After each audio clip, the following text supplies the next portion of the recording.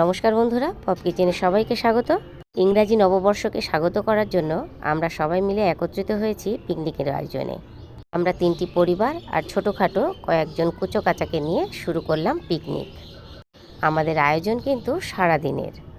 ইতিমধ্যেই আপনারা কিন্তু দেখতে পেয়ে গেছেন কাটাকাটি বাটাবাটি একদম শুরু হয়ে গেছে। চিকেন নিয়ে আসা হয়েছে, চাপ করা হবে বলে সেই চিকেন সুন্দর করে আগে বেছে নিয়েছি এবং এবার বড় বড় করে টুকরো ভালো করে বেশি জলে ধুয়ে নিলাম। চিকেনগুলোকে ভালো করে ধুয়ে একটা বড় ঝুড়ির মধ্যে জল ঝরানোর জন্য রেখে দিয়েছি। কাবাবের জন্য আগে থেকেই মাংস কাটিং করে আনা হয়েছিল, ধুয়ে পরিষ্কার করে আগেই দিয়ে দিচ্ছি তাতে লেবুর রস। এবার ভালো করে ম্যারিনেট করে নিচ্ছি। ম্যারিনেট করে আপনাদের কাবাব রেডি করা দেখাচ্ছি। আমার চ্যানেলে আলাদাভাবে কাবাবের রেসিপি আপনারা দেখতে পাবেন। চাপের চিকেনগুলোকে হালকা ফ্রাই করে নিয়েছি। ফ্রাই করার আগে কিন্তু সুন্দর করে ম্যারিনেট করা ছিল। একদম ছাকা তেলে এগুলোকে ম্যারিনেট করে ভাজা হয়েছে। এবার কাবাব রান্না করব, তার জন্য প্রথমেই পেঁয়াজটাকে ভেজে নিয়ে তার মধ্যে মশলা দিয়ে কষিয়ে নিচ্ছি। মশলাতে যা যা প্রয়োজন হয় সেগুলো সবই দেওয়া হয়েছে। সঙ্গে দেওয়া হয়েছে টমেটো, কাঁচা লঙ্কা আর সামান্য লঙ্কার গুঁড়ো। মশলা সুন্দর করে কষানো হয়ে গেছে। এবার দিয়ে দেব ভেজে রাখা চিকেনগুলো। প্রতি বছরে কিন্তু আমরা সমস্ত ফ্যামিলি এক জায়গায় খাওয়া দাওয়া করি যে কোনো অনুষ্ঠানে, বিশেষ করে 31st। সেটা তো আমরা সবাই ভীষণ আনন্দ করেই কাটাই। নতুন বছরকে বরণ করে নেব আর সেটা আনন্দ করব না, তাই কখনো হয়? তবে হ্যাঁ, প্রত্যেক বছর কিন্তু আমাদের আইটেম চেঞ্জ হয়ে যায়। প্রতি বছরে খাবারে কিন্তু একই মেনু আমরা করি না। যেমন গত বছর হয়েছিল বিরিয়ানি, এবছর কিন্তু সেটা নয়। চাপ আমার রেডি হয়ে গেছে। এদিকে ফ্রাইড রাইসের জন্য আমি ভেজগুলোকে ভেজে নিচ্ছি। রান্নার সমস্ত ইনগ্রিডিয়েন্টস দেখেই আপনারা বুঝতে পেরে গেছেন এবার আমাদের মেনু কী আছে। চিকেন চাপ আর ফ্রাইড রাইস। আগেই ম্যারিনেট করে রেখে দিয়েছিলাম কাবাবগুলো, এবার শিকে গুজে নিচ্ছি। এই শিকে গোজাটা কিন্তু একদম টাইট করে বাঁধতে হবে, তা না হলে লুজ হয়ে গেলে এটা যখন নাকি ঘুরিয়ে ঘুরিয়ে পোড়ানো হয় তখন সেটা লুজ হয়ে যায়। প্রত্যেকবার সন্ধ্যাবেলা স্ন্যাক্সের জন্য কাবাব কিন্তু আমাদের থাকেই থাকে। যেহেতু বাচ্চারা খেতে ভীষণ ভালোবাসে, তাই বারবিকিউ আমাদের মাস্ট হতেই হবে। এই বছর যেমন আমরা করেছি টিক্কা কাবাব আর রেশমি কাবাব। তবে পেঁয়াজ আর ক্যাপসিকাম কিন্তু আমি ম্যারিনেট করিনি, এটা নর্মালি দেব। আমরা নর্মাল খেতেই এটা বেশি পছন্দ করি। যখন বারবিকিউগুলোকে সেঁকা হয় তখন এগুলো হালকা হালকা সিদ্ধ হবে, অল্প কাঁচা কাঁচা থাকবে, সেইটা কিন্তু মুখে পড়লে অসাধারণ খেতে লাগে। এটা রেডি হচ্ছে সন্ধেবেলার জন্য। রাতের জন্য হচ্ছে চিকেন চাপ আর ফ্রাইড রাইস। আর আমরা দুপুরে কী খেয়েছি সেটা তো শুনলেন না। সেটা হলো কষা মাংস, ডাল, আলু ভাজা আর গরম গরম ভাত। এই কয়লায় আগুন ধরাতে গিয়ে মাথার ঘাম পায়ে পড়ার মতন অবস্থা। কারণ আমরা যতগুলো মানুষ অংশগ্রহণ করেছিলাম সবাই একবার করে চেষ্টা করেছি আগুনটা যাতে তাড়াতাড়ি ধরানো যায়, কিন্তু অনেক কষ্ট করার পরে অবশেষে আগুন জ্বলল। এটাও কিন্তু ভীষণ মজার ব্যাপার যে সবাই মিলে চেষ্টা করলাম, তারপরে আগুনটা জ্বললো, সেটা কিন্তু ভীষণ একটা আনন্দ। এবার দেখুন কীরকম লাল হয়ে কয়লাগুলো জ্বলছে, আর এদিকে শিকগুলো উল্টট পালট করে তাতে বাটার লাগিয়ে লাগিয়ে সেঁকে নেওয়া অসাধারণ। প্রথম দফার কাবাব কিন্তু একদম রেডি। গরম হাত দিয়ে ছাড়ানো যাচ্ছে না, তাই স্পুন দিয়েই এগুলোকে ছাড়িয়ে নেওয়া হলো।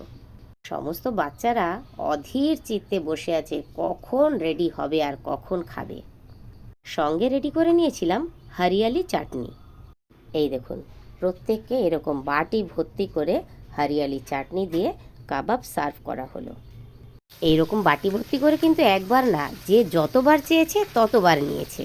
কেমন হয়েছে মিতা? ভালো হয়েছে খেতে। সিদ্ধ হয়েছে? রান্না কেমন হয়েছে? হেভি হয়েছে। গবলু কেমন হয়েছে? খুব ভালো হয়েছে আর অনেক সিদ্ধ হয়েছে। এইবার শুরু হয়ে গেল বাচ্চাদের নিয়ে একসাথে সবাই খেলাধুলা। আমরা ভীষণ মজা করে খেলছিলাম মিউজিক্যাল চেয়ার, তার মধ্যে কিন্তু আমিও ছিলাম। এই যে যাকে দেখতে পাচ্ছেন মাথায় ক্যাপ রয়েছে, উনিই কিন্তু আমি। বিশেষ করে দুজন পুচকো ছিল, তারা তো ভীষণ আনন্দ পেয়েছে এই মিউজিক্যাল চেয়ার খেলে। তারা তো আর সিস্টেম জানে না কিভাবে খেলতে হয়, প্রথমেই পুচকোগুলো আউট হয়ে গেল। যাই হোক, খেলায় তো হার জিত আছেই, সেটাই বোঝানো হলো, তাতেই তারা খুব শান্ত হয়ে গেল। সব থেকে মজা হয়েছিল যখন নাকি একটা মাত্র চেয়ার ছিল আর দুজন প্রতিযোগী। অবশেষে জিতলো কিন্তু সেই পুচকোটাই। আমরা ছোটবেলায় এরকম ভীষণ খেলাধুলা করেছি।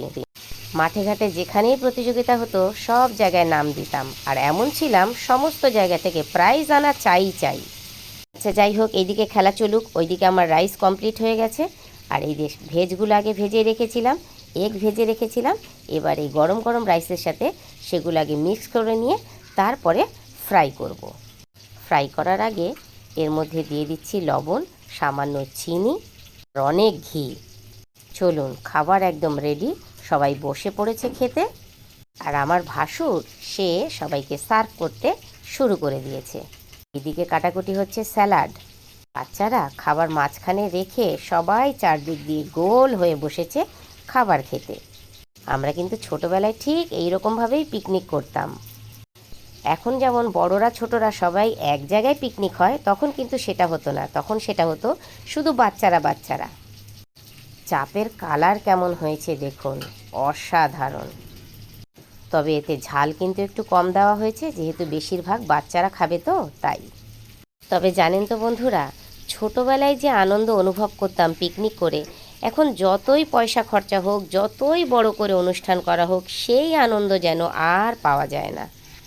আমার সাথে আপনারা কে কে একমত প্লিজ কমেন্টে জানাবেন। এত পরিমাণে বাচ্চারা কাবাব খেয়েছে, এখন জানি না খাবার খেতে পারবে কি না। তবে যেভাবে খাওয়া শুরু করেছে তা থেকে বোঝাই যাচ্ছে অসাধারণ হয়েছে তাদের কাছে। তবে হ্যাঁ, এটা কিন্তু ঠিক, বাড়িতে আমরা ভালো মন্দ সব দিনই প্রায় রোজই খাচ্ছি, তবে একসাথে সবাই মিলে কম বেশি এক জায়গায় হয়ে খাওয়ার আনন্দটাই কিন্তু আলাদা। সবাই মিলে এক জায়গায় বসে খাওয়া, আনন্দ করা, এটা কিন্তু সবসময় হয়ে ওঠে না। কারণ আজকাল মানুষ হয়ে গেছে ভীষণ ব্যস্ত, সবারই সময়ের অভাব। এমন একটি সময় আমরা খেতে বসেছি 12টা বাজতে 25 মিনিট বাকি। 12টা বাজার সাথে সাথেই আমরা বাজি ফাটানো শুরু করব। খাবার কেমন হয়েছে সার্থক? তাকিয়ে বল অন্তত। এই খাবার কেমন হয়েছে সবাই বলবি তো? মিতা বল কেমন হয়েছে? খুব ভালো হয়েছে। মিষ্টি? আসল লোককে জিজ্ঞাসা করো। কুকুলি এদিকে তাকা, কেমন হয়েছে খাবার? ভালো, অনেক ভালো। একবার দেখি হাত দিয়ে কতটা ভালো। এদিকে কিন্তু কাউন্টডাউন শুরু হয়ে গেছে, 12টা বাজার সাথে সাথেই বাজি ফাটানো শুরু। বছরে আমরা দুবারই বাজি ফাটাই, একটা হচ্ছে কালী পুজো আর একটা হচ্ছে নিউ ইয়ার।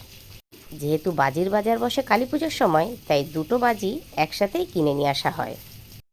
আমার বাজি কেনার ভিডিওটা যারা এখনও দেখেননি, আমার এই ভিডিওর ডিসক্রিপশানে বাজি কেনার ভিডিও লিঙ্কটা পেয়ে যাবেন। বাজি ফাটানোর আনন্দে ক্যামেরা উল্টো করে ধরে ফেলেছি।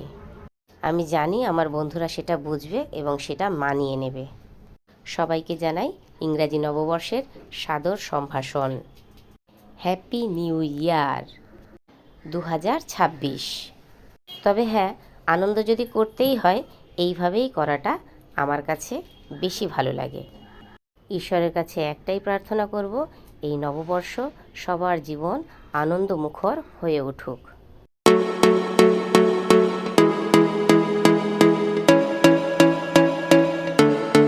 চ্যানেলটা সাবস্ক্রাইব করতে কিন্তু ভুলবেন না। সবাই ভালো থাকবেন, সুস্থ থাকবেন। আজকের মতো টাটা।